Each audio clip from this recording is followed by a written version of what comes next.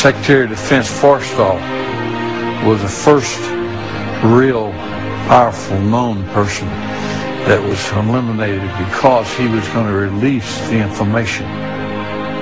And nobody has ever paid for that crime. That crime had never been really thoroughly investigated by forces to see what happened to him.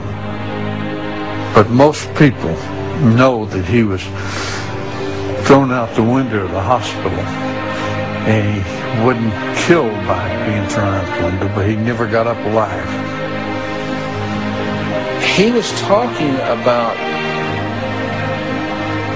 being erased.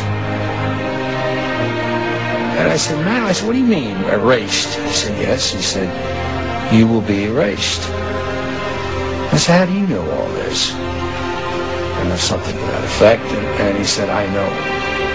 He said, they'll go after not only you, he said, they'll go after your family. Those were his words.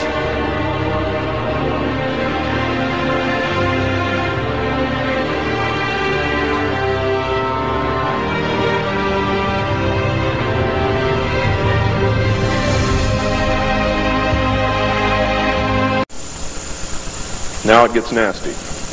Secretary of Defense James Forrestal began to object to the secrecy.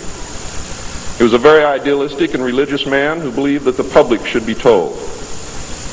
When he began to talk to leaders of the opposition party and leaders of the Congress about the alien problem, he was asked, which is a polite way of saying you're fired, to resign by Truman.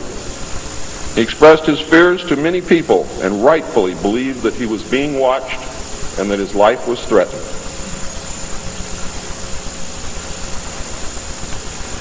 This was interpreted by those who were ignorant of the facts as paranoia, because most people had no knowledge of what was really going on.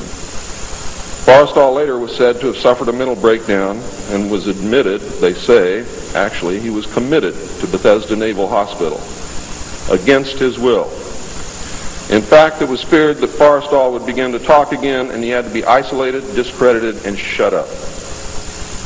Sometime in the early morning of May 22nd, 1949, agents of the CIA tied a sheet around his neck, fastened the other end to a fixture in his room, and threw James Forrestal out the window. The sheet tore, and he plummeted to his death, and he became one of the first victims of the cover-up.